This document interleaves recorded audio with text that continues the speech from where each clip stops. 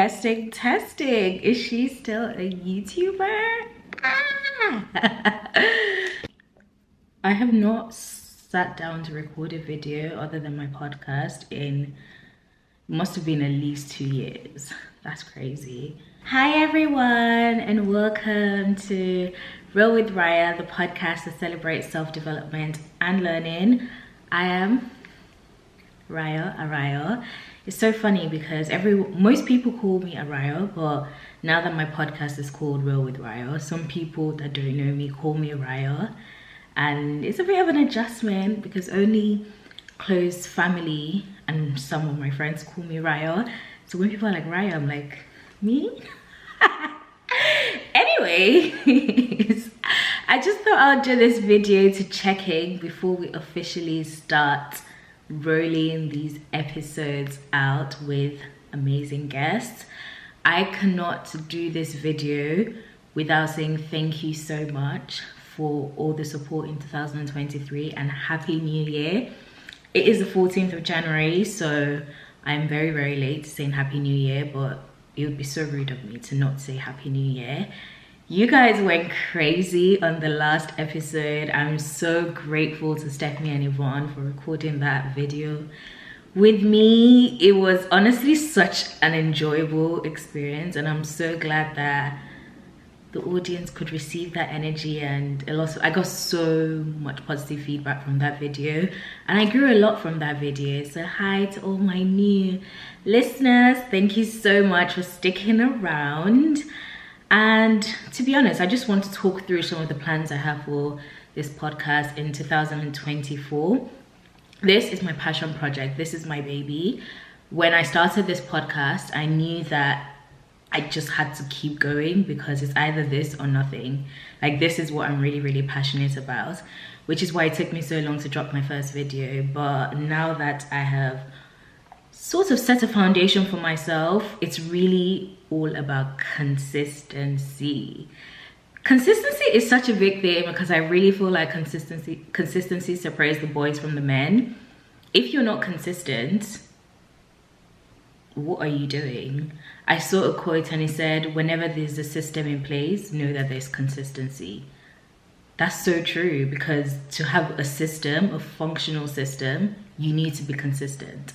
And that's one of the things that leads me to my 2023 ins and outs. One of my 2024 in is keeping my word. Guys, as an adult, I'm 24, I'm still very, very young, but I feel like the last 2 years have given me like a solid glimpse of adult life. I cannot stress how important it is to keep your word. Your word is like credit. To continuously be able to foster a good relationship with someone, you need to consistently keep your word, because trust is the currency of any relationship. I liken keeping your word to credit because you don't know when you're going to need that reputation of good credit to be able to have a positive outcome. You don't know what situation is going to present itself when you can actually say, oh no, I've consistently kept my word, so therefore you can trust me with this, even though I might not have what I need to give right now. And I was listening to Abiola's Take What You Need podcast, and she had this quote, and she said, when you're tired, rest on your reputation. And I just thought, you can't rest on your reputation if your reputation is bad, which is why being consistent and keeping your word is so important. And that's one of the things I'm taking so seriously in 2024. It even goes down to the small things, like telling my friends, oh, I'm going to call you back. I should call back. And if I can't call back, I should be able to communicate that. I want to be that friend where if I say I'm going to do something, you know I'm going to do it. I feel like I'm already like 80% there, but sometimes you know how it gets. You're just tired or you just forget and you don't communicate. But keeping your word is so, so important. And I want to be a woman of my word. I want to be able to stand 10 toes, stand on business. That's what we're doing in 2024. 2024, we are standing on business. Okay, the next out I am keeping or I'm getting rid of in 2023 is unnecessary coffee. I love drinking coffee. I love coffee, tea, matcha, kombucha. Those are the only things, and malt. Those are the only things I really drink, apart from like alcohol here and there. I'm not like a big soda lover. I don't know if it's because when I was a child, my mom didn't really let us drink soda. We could have Ribena and like juice, but Coke, Fanta, Sprite, it wasn't really a thing. So I don't know, maybe that's why, but my sister loves Fanta and my brother, but I don't know. Anyways, I'm not really like a big soda lover, but what I do love is coffee. And one thing about me, if I'm out and I see a cute coffee shop, I'm going to get coffee. But guess what? It's unnecessary. One, it's just a waste of money because the £4 here accumulates every single time. And also, most of the times I'm having like hazelnut syrup, I'm customizing, I'm doing something fun with my coffee, and it's just excess sugar. And I'm trying to be fine forever. I do not want to consume all that sugar every single time. And also, it's just self-restraint. It's not every coffee shop I have to go to that I need to get coffee. So that's definitely something I am getting rid of. I bought a milk frother and I've used it a couple of times. I'm so excited. It honestly takes your drinks to the next level. £5 from Amazon, and so far so good. I'm really, really loving it. I can use it for my coffees, I can use it for my matchas, and I don't know, I really am enjoying that. The next thing is also unnecessary dinners. I love going out to eat because I love food and I just love the experience of fine dining. I love an experience. If you know me, you know that is true. I love the process of getting ready, doing my hair, doing my makeup, having a cute outfit, wearing heels, high heels on my tippies. I just love that whole experience. Oh my god, I'm such a barb. Why did I do that? I just genuinely love that whole experience, but the truth is, I don't need to have two fine dinners a month. We have to limit that, and we have to make sacrifices, because there is going to be a point in time when I am going to be going to these dinners and there'll probably be events, and you know, I would have more money to even go to as many as I want to. But right now, it's just not a necessity, and I need to act accordingly. I broke down all my goals into quarters, so Q1, Q2, Q3, Q4.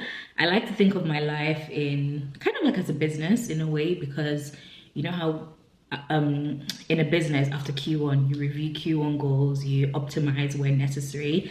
That's sort of like how I set my goals. So I did a spreadsheet. I would show you, but it's very, very personal. But I color coded.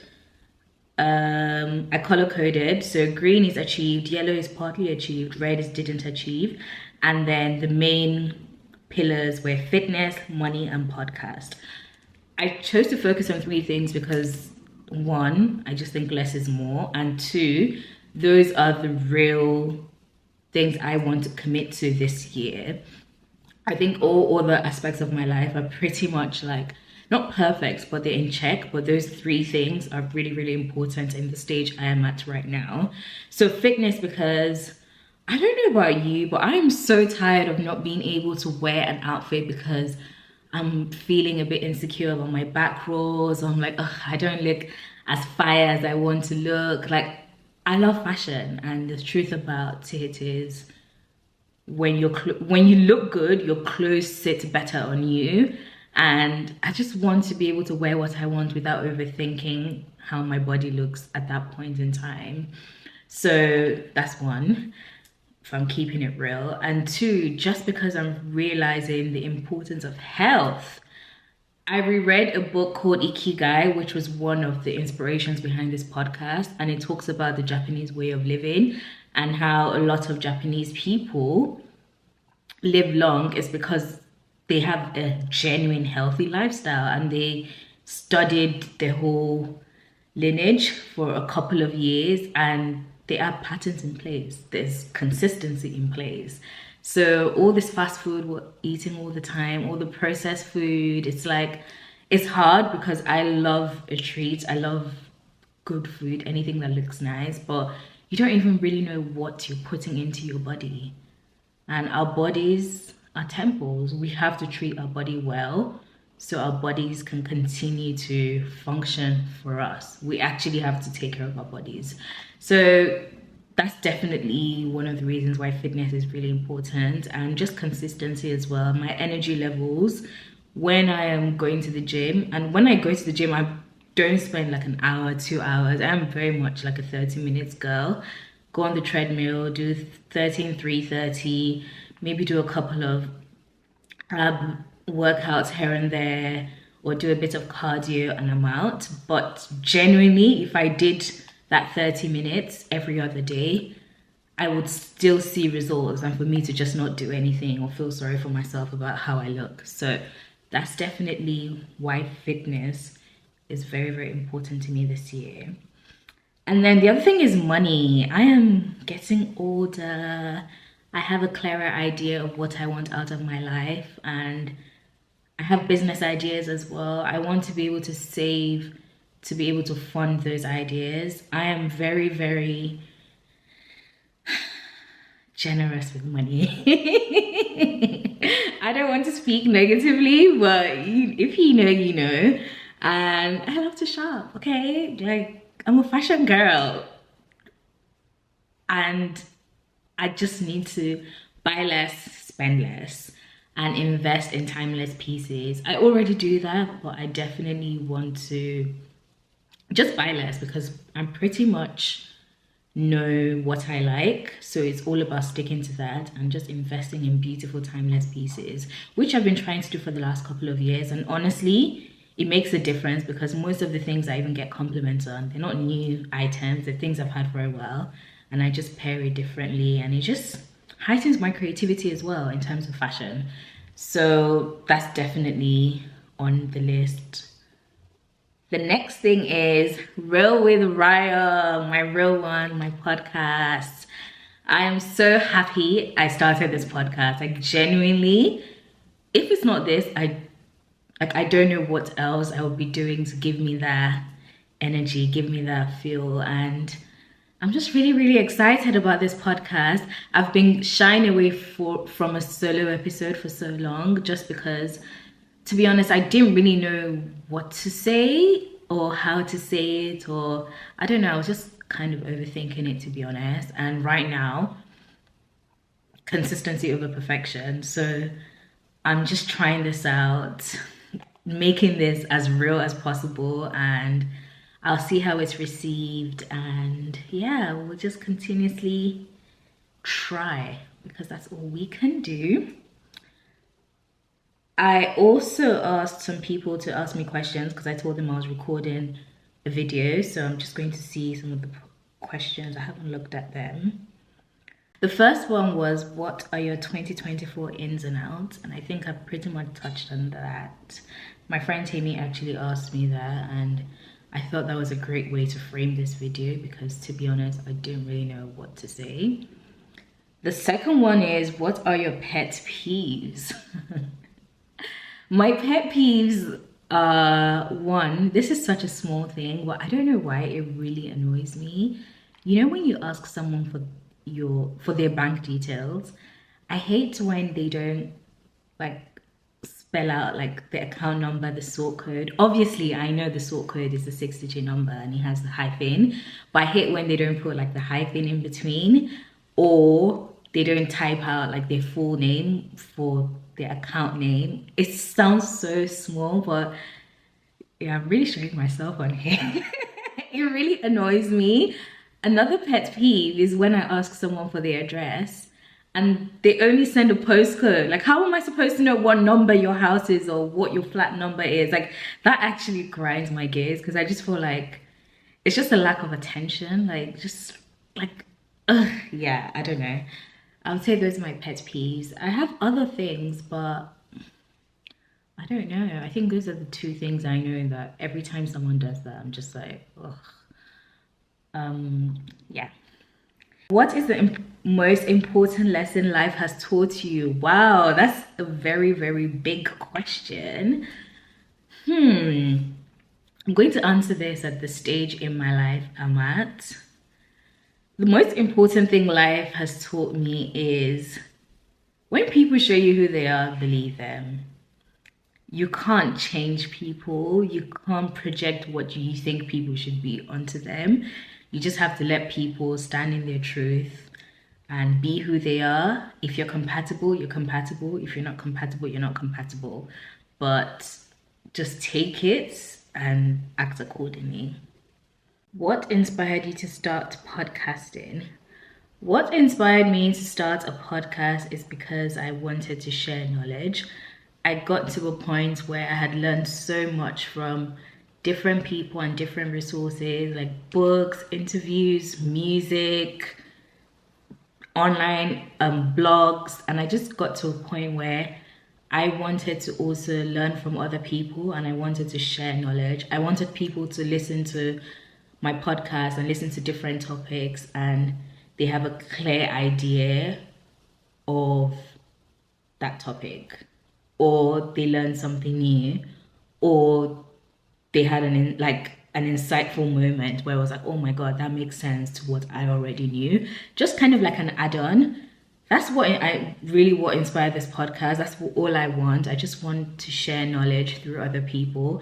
I believe we learn so much from each other. Some of the most amazing conversations I've had have been so significant to the way I think, and I just think it's a beautiful thing, you know? Where do you see Real with Rayo in 5 years? Wow, Real with Rayo in 5 years. I see Real with Rayo genuinely being a community. I see Real with Rayo being just a pillar for a lot of growth in my personal life, but also in a lot of other people's lives. I feel like Real with Rayo would definitely be a playbook on life with all the different guests that I have and all the different topics that we talk about. I see Real with Rayo just being a huge hub of information and being able to just come to a community, ask about a topic, engage in a topic, and just genuinely uplift people. I love making people feel good. I want everyone to feel good in who they are and just celebrate each other, you know, celebrate each other's journey as well. I also see Real with Rayo having huge iconic guests, okay? Icons, people that have inspired me, people that I watch and I think, wow, I love the way you think. I have a list of so many people that I want to have on there. So I see Real with Rayo having bigger guests.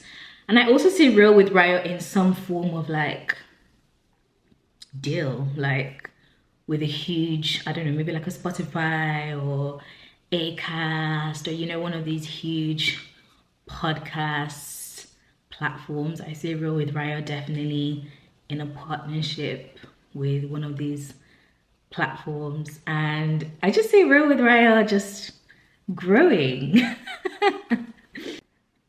Last one. 5 people you would interview if you could interview anyone at all, dead or alive. It's more than 5, but I'll just give 5 today. As of the 14th of January 2023, 5 people I would interview are Nicki Minaj.